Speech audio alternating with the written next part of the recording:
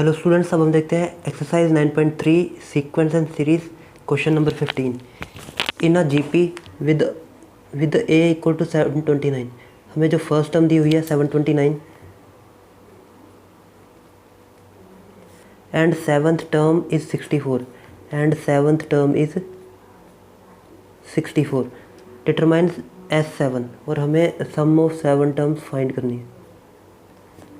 अब यहाँ पे हमारे पास फर्स्ट टर्म तो 729 गिवन है, इसका तो हम कुछ कर नहीं सकते, और A7 इक्वल्स टू 64 है, तो इसको हम एक्सपेंड कर सकते हैं। A7 को हम लिख सकते हैं AR6 इक्वल टू 64। यहाँ से हमें A की वैल्यू गिवन थी कितनी, 729, तो ये हो गया 729 इंटू R6 इक्वल टू 64। तो यहाँ से R6 इक्वल टू 64 बाई 729। अब यहाँ पे R की पावर 6 है, यहाँ पे 64 अपॉन 729। अब इसको ऐसा कुछ ऐसा बनाएंगे कि ये इसकी भी पावर 6 हो जाए। तो यहाँ पे हम फैक्टर बना लेते हैं। जो 64 होता है, 64 टू 32 पे 16 8 4 1 2 3 4 5 6 2 रेज़ टू पावर 6। वैसे हम 729 के फैक्टर बनाएंगे।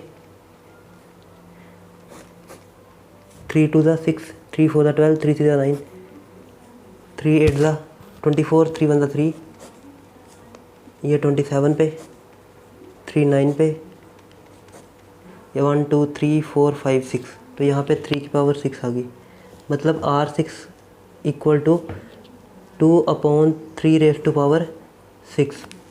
अब जैसे हम पहले करते थे कि अगर जैसे हमारे पास दिया होता था x रेज़ टू पावर 2 और यहाँ पे 2 रेज़ टू पावर 2, तो अगर हमें ये स्केयर हटाना है तो हम क्या करते थे, दोनों तरफ स्केयर रूट कर देते थे।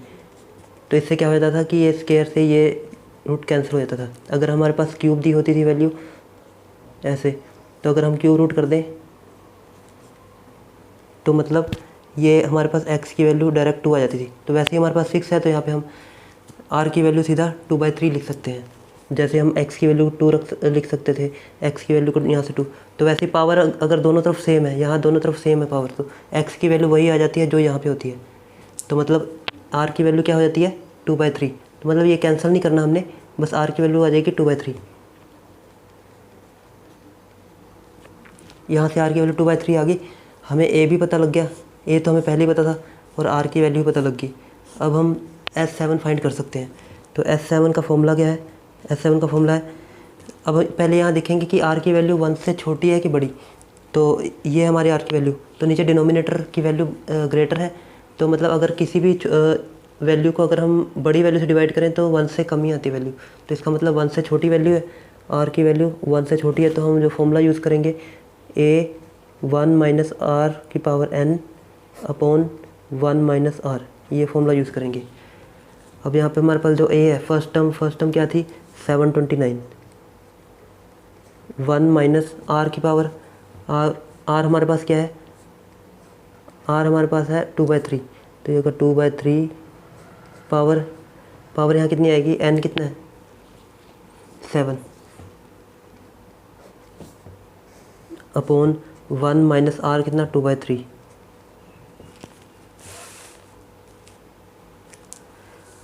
ये 729 को हमने क्या लिखा था, 6 3 की पावर,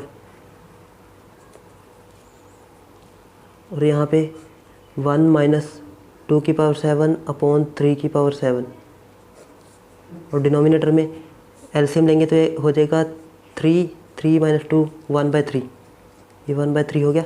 ये 1/3 ऊपर जाके 3 हो जाएगा, तो यहाँ से आ गया 3 की पावर 6 इंटू 3, और ये 1 minus 2 raise to power 7 upon 3 raise to power 7। अब इन दोनों वैल्यू को, ये हमारे पास हो गया 3 raise to power 7, 1 minus 2 raise to power 7 upon 3 raise to power 7। तो इसको अंदर मल्टीप्लाई करेंगे, 3 raise to power 7 minus 3 raise to power 7 into 2 raise to power 7 upon 3 raise to power 7, और ये इससे कैंसिल, तो हमारे पास रह गया 3 raise to power 7 minus 2 raise to power 7। अब हमें पता है कि 3⁶ क्या था, 729। 3⁶ हमारे पास 729 था। तो हम यहाँ पे ये 3⁶729 6 तक था, तो 729 को 3 से मल्टीप्लाई करेंगे तो ये 3⁶6 की वैल्यू कितनी थी, 729 इंटू 3 से मल्टीप्लाई करें 3 9 था,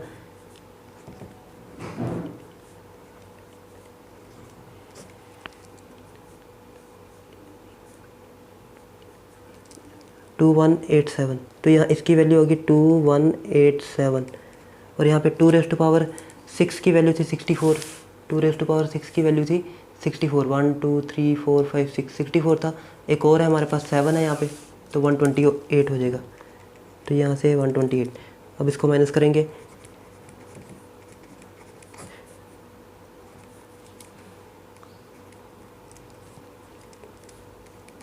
टू 2059। तो सम ऑफ 7 टर्म्स हमारे पास आ गया 2059। अब इसके बाद देखते हैं क्वेश्चन नंबर 16।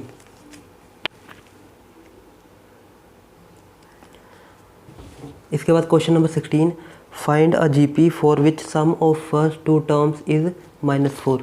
तो हमें गिवन है sum of first two term is -4 and fifth term is 4 times of third term and fifth term is 4 times of third term, ये गिवन है हमें।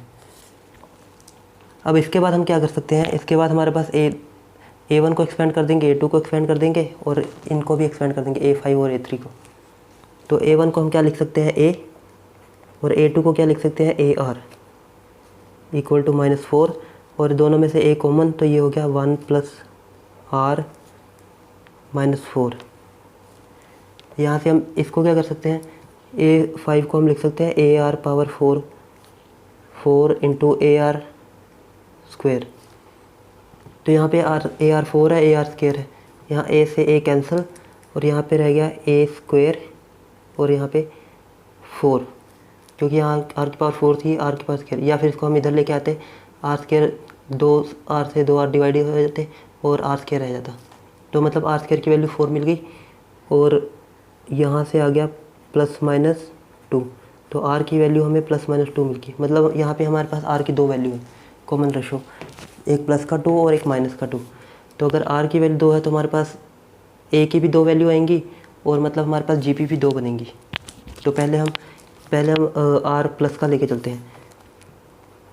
When R equal to 2 plus का 2, तो A की value कितनी आएगी, A1 + R equal to -4, A1 R की value 2 equal to -4, यहाँ से 3 इक्वल टू -4/3, ये 3, तो A की वैल्यू कितनी आ गई, -4/3, R की वैल्यू -4/3, A की वैल्यू -4/3, R की वैल्यू 2। जब R की वैल्यू 2 थी तो A की वैल्यू कितनी आई, -4/3।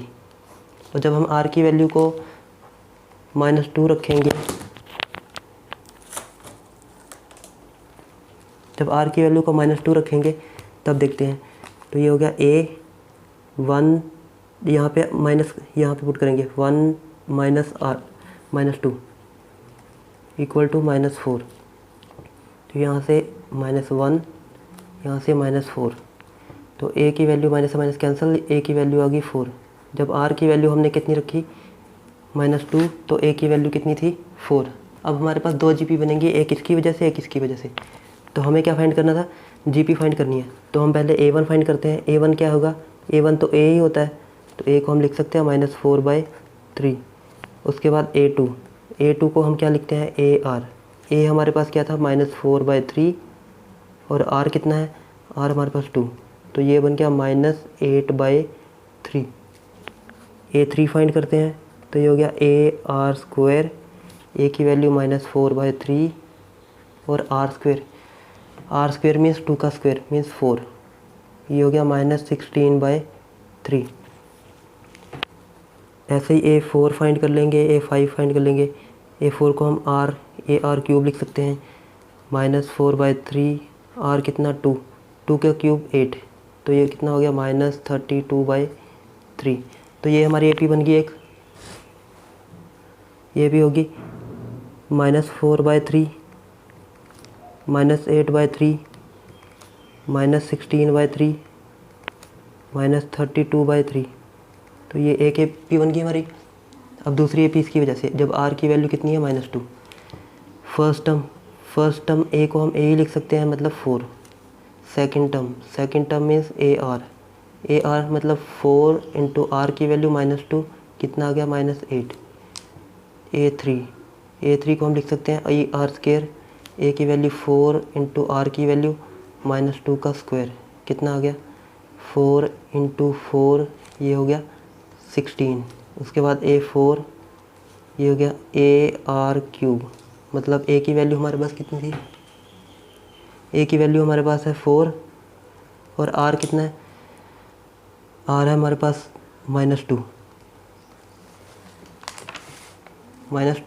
का क्यूब, तो ये आ गया 4 इंटू, इसको मल्टीप्लाई करेंगे तो ये -8 मतलब -32। तो हमारे पास जो GP बन गई, first term 4, second -8, third 16, fourth -32, ये हमारी दूसरी GP बन गई। तो हमें ये GP फाइंड करनी थी। हमारे पास इस क्वेश्चन में 2 GP बननी थी, क्योंकि इसमें R की वैल्यू +-2 आ रही थी, तो फिर GP भी 2 ही बननी थी। A की वैल्यू भी 2 बार आनी थी, उसके बाद ये हमारी एक GP और एक GP है। तो आई होप ये दोनों क्वेश्चन आपको समझ में आ गए होंगे। अगर आपको कहीं पे भी डाउट हो तो आप कमेंट करके पूछ सकते हैं। Thanks for watching.